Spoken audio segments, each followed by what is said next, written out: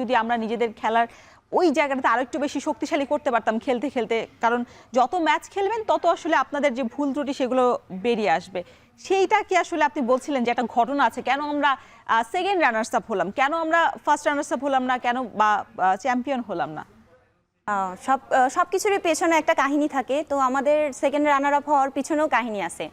আমাদের যে টিমটা বর্তমানে আমরা ন্যাশনাল টিমে খেলতেছি, আমাদের 12 জন বা 14 জন নিয়ে আমাদের যে টিমটা আছে, টিমটা অনেক ভালো একটা টিম। আমাদেরকে যদি টুর্নামেন্ট খেলানো হয়, যেমন আমরা যদি দেশীয় টুর্নামেন্টগুলোও খেলি, আমাদের দেশীয় টুর্নামেন্ট একদমই নাই। দেশীয় টুর্নামেন্টগুলোও যদি খেলি তাহলে আমাদের কি হবে, অভিজ্ঞতা বাড়বে। আমাদের যত আমরা টুর্নামেন্ট খেলবো তত আমাদের অভিজ্ঞতা বাড়বে, তত আমাদের সাহস বাড়বে। আমরা বাইরের দেশে খেলার জন্য যে শক্তি মনোবল এটা আমরা তৈরি করতে পারবো।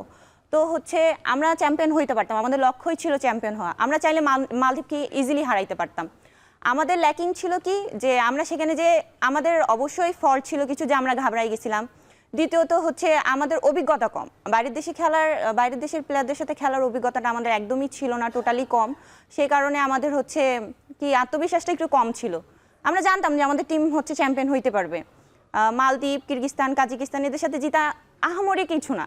টেকনিক্যালি যদি আমরা খেলি আমরা অবশ্যই জিতবো, হাইট ম্যাটার করে না। টেকনিক্যালি যদি আমরা খেলতে পারি তাহলে আমরা অবশ্যই জিতবো।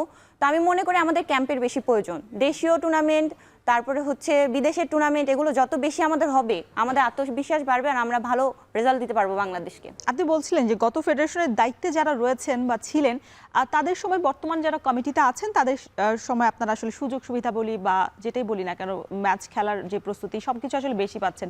সেই তারতম্যটা মানে কতটা বেড়েছে?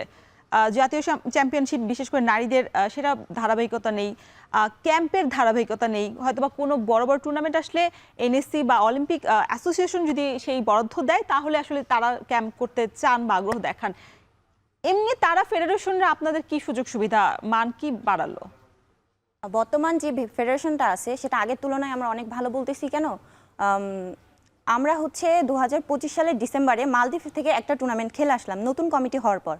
ইভেন 4 মাস আমাদের গ্যাপ গেছে, এর ভিতরে আমরা আবারও মে মাসের 22 তারিখে আমাদের নেপালে একটা টুর্নামেন্ট আছে, যেটা চ্যাম্পিয়নশিপ কাবা উমেন্স ভলিবল চ্যাম্পিয়নশিপ, ওইটা খেলতে যাচ্ছি। তো 4 মাস পর আরেকটা ইভেন্ট ধরছে। তো আমাদের মতে আগের যে ফেডারেশন ছিল তারা আমাদেরকে বছরের পর বছর আমরা বাসায় বসে থাকতাম, আমাদের কোনো টুর্নামেন্ট ছিল না। হুট করে আমাদেরকে ডাকতো, বলতো যে হ্যাঁ তোমাদেরকে 1 মাসের জন্য ক্যাম্পিং দেওয়া হচ্ছে, তোমরা এখানেই প্র্যাকটিস করে তোমরা যাই খেলে আসো আর যে কোনো একটা রেজাল্ট নিয়ে আসো। এটা আমাদের উপরে প্রেশার থাকতো, আমরা কোনো রেজাল্ট কখনোই আনতে পারিনি। বাট বর্তমানে যে ফেডারেশন আছে তাদের দিক থেকে আমাদের প্রতি কোনো প্রেশার নাই।